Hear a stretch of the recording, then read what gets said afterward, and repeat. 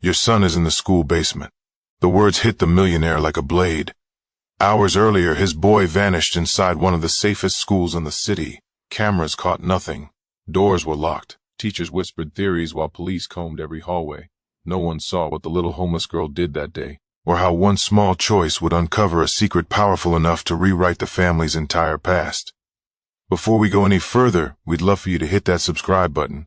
Your support means the world to us, and it helps us bring you even more powerful stories. Now, let's begin. Late afternoon settled over West Bridge Prep. Kids streamed past the bins, laughing too loud. Laya tugged the cart, shoulders tight, chin tucked, trying not to flinch when a juice box bounced off the lid and splashed her sleeve. Someone snickered. Someone else said she smelled like the alley. She wiped the sticky patch with her cuff and kept moving. She was not a student.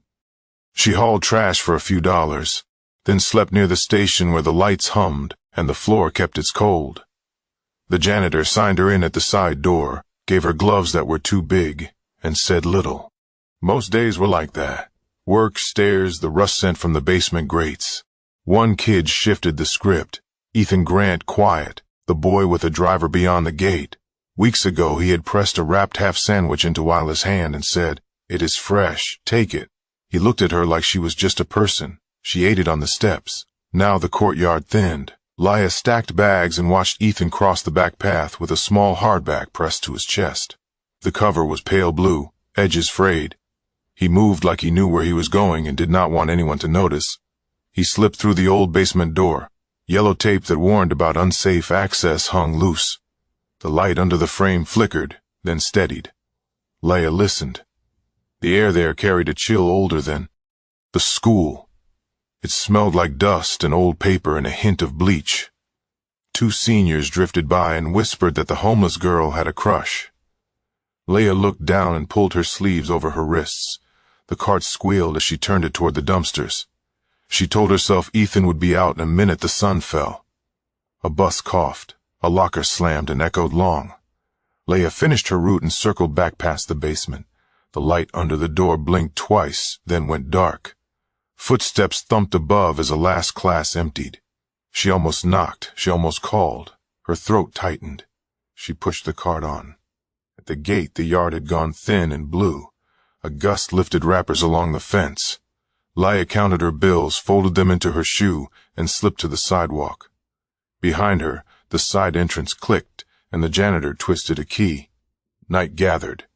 Laya pulled her hood up and walked toward the station lights. She told herself the boy was already home, safe. Maybe reading that book. She tried to believe it. She tried not to think about the way that door had swallowed him whole. She kept on.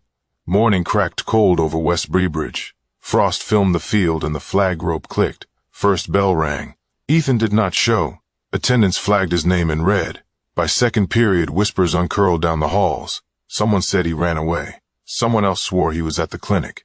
Laya slid past with a roll of liners, eyes lowered. She heard fragments, felt heat crawl up her neck and kept walking. Third period. Black cars and cameras filled the loop. Mr. Grant stepped from a sedan, coat open, though wind bit. He moved through the lobby like a front. The principal tried to speak. He lifted a hand and asked where his son was last seen. No one knew. Lockers slammed and went quiet slowly. The intercom asked staff to check bathrooms and storage. A drone buzzed above the courtyard. Laya wiped tape gum off her glove and looked toward back path. The same chill from last night old behind her ribs. She went outside and stood by the old maple pretending to take in a bin. Two freshmen gossiped behind her.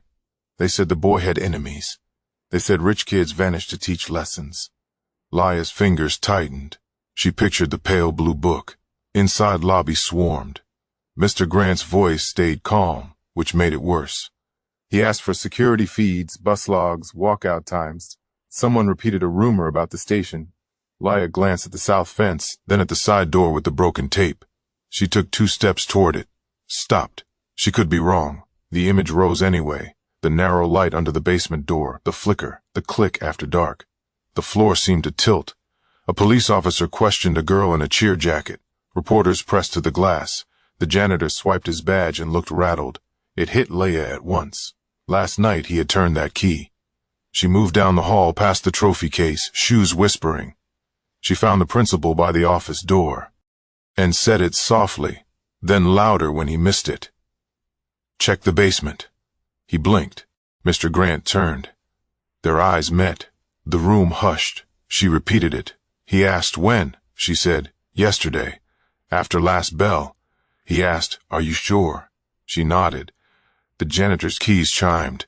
They moved as a knot through the lobby, down the back corridor, past vending machines that hummed.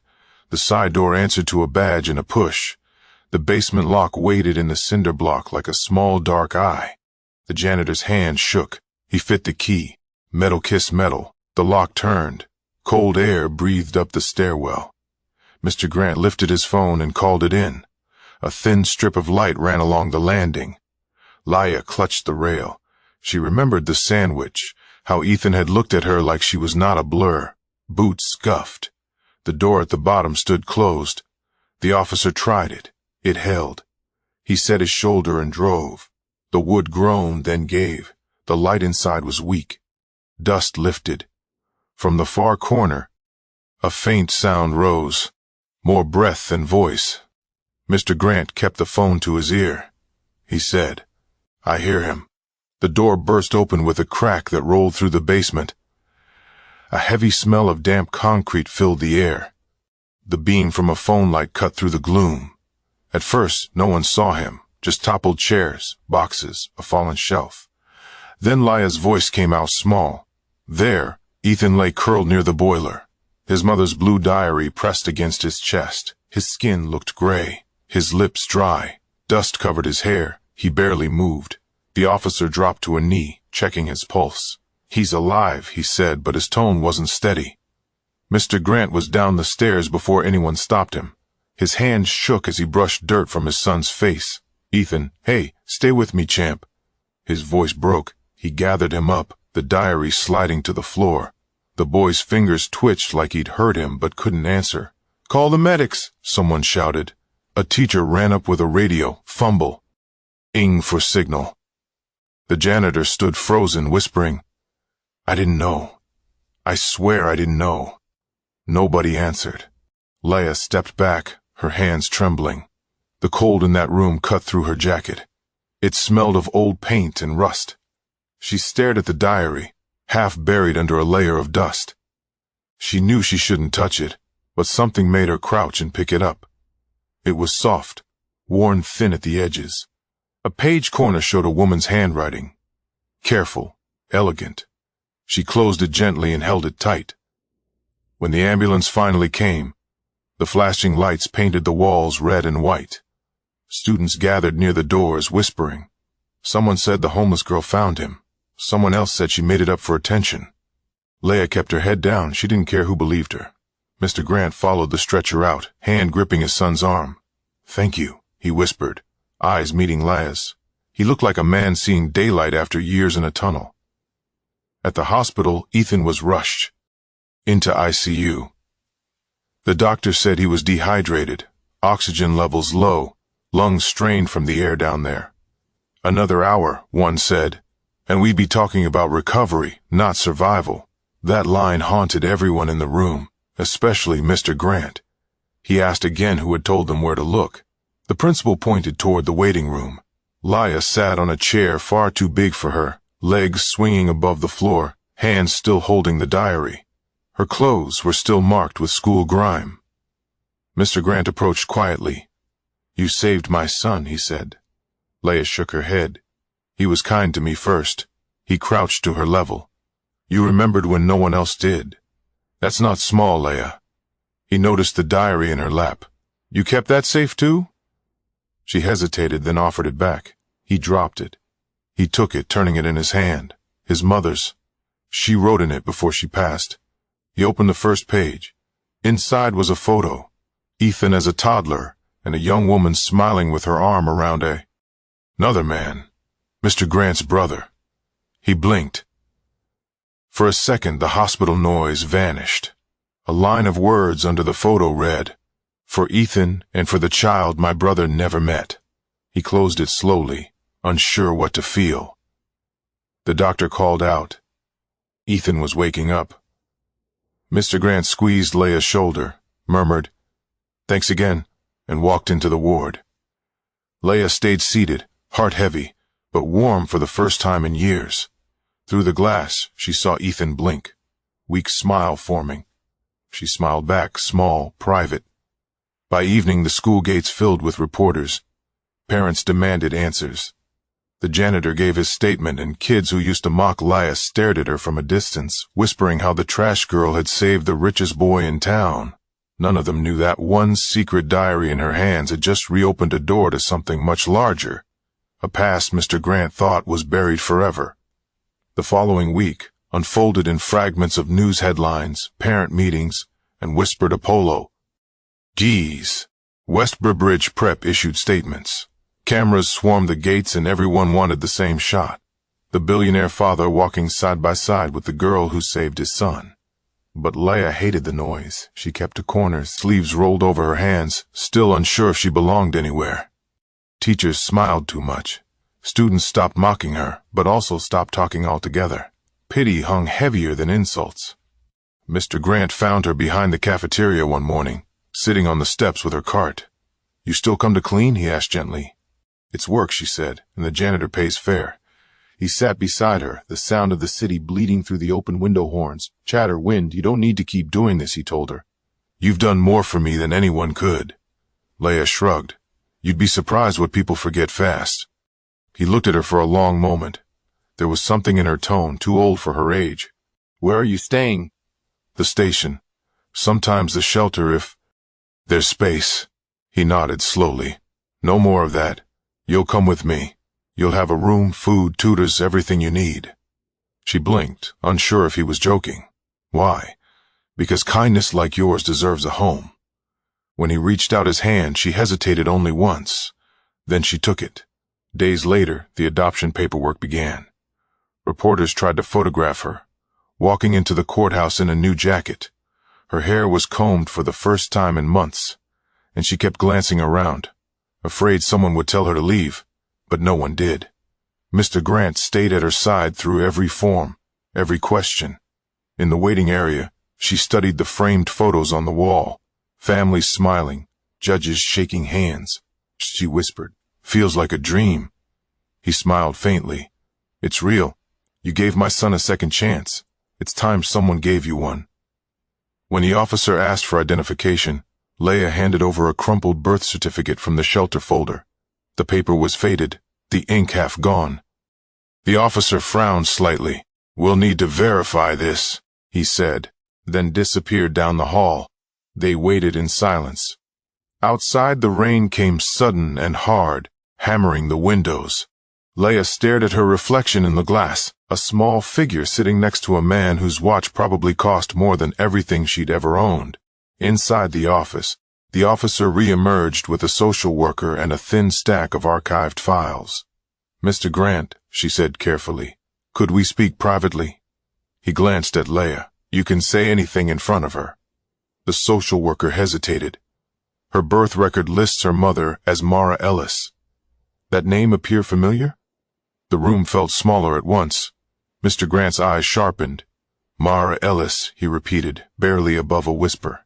The social worker nodded, and her father listed as she stopped reading when she saw his expression. Mr. Grant leaned forward, voice low. "That's my brother's name." Silence. Leia's eyes darted between them. "Your brother?" she asked. Confused. He turned to her slowly, hands trembling now.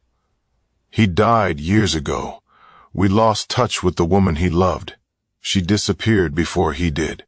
We searched, but nothing." The officer placed the papers on the desk. "DNA can confirm, but all identifiers match. This girl is your brother's child." Leia stared at them both, unable to speak. Mr. Grant's throat worked like he'd forgotten how to breathe.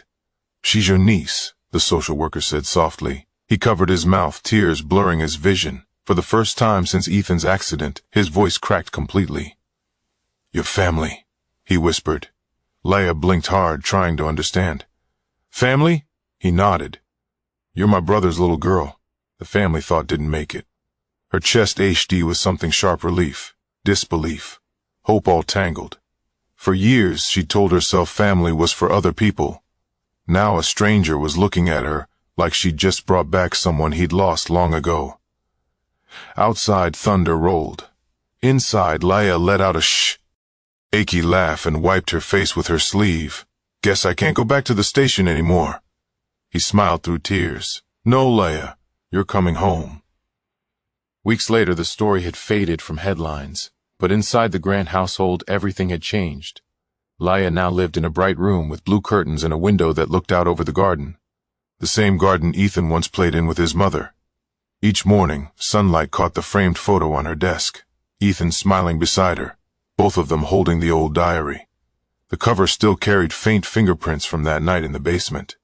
Ethan had recovered completely. The first time he saw her after the hospital, he just said, "You came back," and hugged her. It felt strange and right at the same time. Mr. Grant made good on his word. He kept her close, not as charity, but as blood. "You're part of this family now," he said one evening at dinner. "Not because of what you did, because of who you are." Leia didn't know how to answer, so she just smiled and whispered, "Thank you." The school held a small assembly. Weeks later, a new plaque was unveiled near the basement stairs. It read, "Kindness saves lives." In honor of Leia Grant, students clapped, some awkwardly, others with real respect. Leia stood off to the side, feeling the echo of who she used to be. The girl who dragged trash bins and kept her eyes low. She remembered the cold, the laughter, the quiet hunger. All of it led here. After the ceremony, Ethan walked up beside her, hands in his pockets. "You ever think about that night?" he asked. "Every day," she said, "but not in a bad way." "What do you mean?" "I just remember that I almost didn't speak up. One word changed everything." He nodded. "Guess you saved more than just me." The crowd thinned. The air smelled like rain again. Leia looked toward the gate, the same place she once stood counting coins before walking back to the station. Now a car waited to take them home. Her home. She stepped forward to sew. Under her shoes steady against the pavement. Behind her, the plaque gleamed under the hallway light. The story of the forgotten girl had become the memory of a family, restored proof that sometimes what saves a life isn't luck or power, but the courage to speak when everyone else stays silent. Sometimes the smallest voice saves the loudest lives. If Leia's courage moved you, share her story, because somewhere another forgotten child is watching, waiting for someone to see them,